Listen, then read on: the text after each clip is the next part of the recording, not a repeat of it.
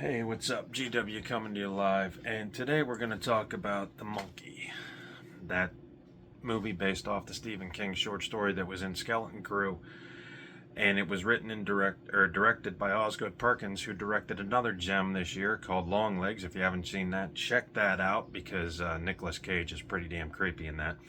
This was also produced by James Wan. You might know him from the Saw franchise. So let's talk about this film. Is it any good? I found it highly entertaining and really good. It's a really good film. I mean, if you like horror, and it's fun. It really is a fun movie. And if you don't know anything about it, it's pretty simple. Two brothers basically come across a toy left by their deceased father, a drum-playing monkey that when you turn the key, it picks who's going to die. There's no rhyme, no reason. It can't take requests. You learn that in the film. And basically, it's up to the two brothers to try to get rid of it or contain it. It takes a dramatic or a little bit of a psychotic twist in the second half, because the first half deals when they were little and spirals out of control because the one brother in the second half of the movie uses it to exact revenge on the other brother. Very entertaining, but it's really gory, and some of it's that over the top, sort of overblown gore, and there's a lot of carnage in this film. I would not doubt, I haven't checked it out, but I would not doubt that there's some deleted scenes with more gore actually in this thing. From the first opening minutes of this film, we see a harpoon go through a guy, pull intestines out. From there it spirals to a, how should I put this, hibachi type Japanese decapitation at one of those, restaurants. It's not hibachi, but where they throw the knives all up in the air? Yeah, there's a decapitation in one of those. Boy, the level of carnage is pretty impressive in this film. A head splattered by a bowling ball toward the end. We have skydivers that are maimed. There is shots of lawnmowers, shots in the middle of a lawnmower accident where blood is flinging all over the place. We have a lady that sets her face on fire and then gets impaled on a sign. There's a shot of bees flying into someone's mouth, and it's pretty wicked.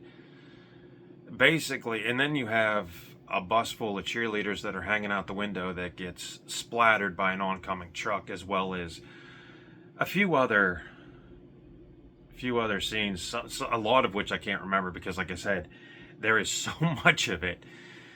But as far as the story goes, it's well written, well directed, and it's actually, like I said, a fun ride if you're looking for something that's not serious, not so stupid, but if you're looking for just a good fun watch, The Monkey does actually a pretty decent job, actually.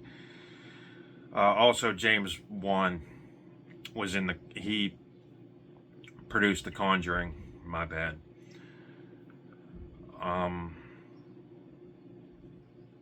Lot of good stuff here, and it's a short running time. It's about an hour and 38 minutes. Very fun, and I really recommend it because it was more of the surprising horror films I've seen this year. And if you've watched Longlegs, you can tell that Osgood Perkins' style is still intact. There's those slow, moody moments between the action. There's camera shots that are really good. But before I would jump into this film, I would actually read this story in Skeleton Crew so that you guys know, a little bit more about it and are able to make the translation, seamless. But it actually expands, like I said, on the Stephen King story, and it actually incorporates more family drama into this one. Oh, we also see a lady in one of the most amazing kills I've ever seen on a horror film.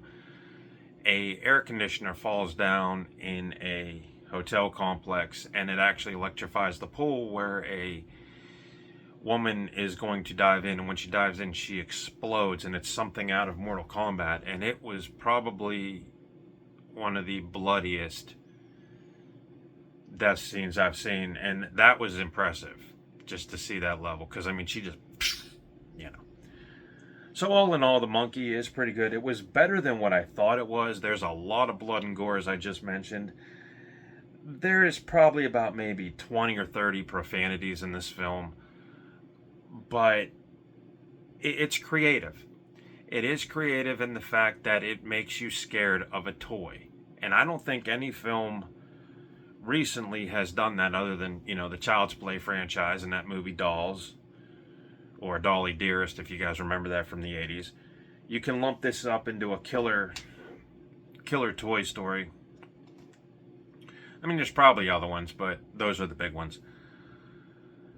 But definitely check it out. It's a pretty good watch, and like I said, it ran fairly brisk, and the cast was amazing. The two brothers that are the main brothers in the story actually are identical to what they were in the Stephen King story, which is good. Their emotions and everything, so they didn't change that, which is good. But Osgood Perkins, man, I'm telling you, he's really good. That guy is amazing. So, if you're out of Walmart today or you're looking for something, you know, grab this on Prime if you're a horror lover. I really enjoyed it. I really did. And I don't say that a lot, you know. But I really like this one. I'd put this up on the top 5 of 2025. You know, that's just me. You guys make your own opinion. And, like, what's cool about it is it doesn't take itself too seriously. It knows that it's a, you know, it goes over the line to where it's almost unbelievable, but being as, you know, it can get away with gore. But like I said, I haven't checked this out, but I believe there's a lot more blood and gore that was cut from this film.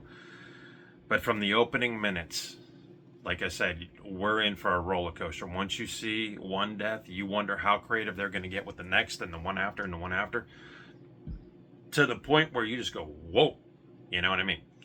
So definitely look up The Monkey. I was really impressed. I hope Osgood Perkins keeps kicking out stuff like this, because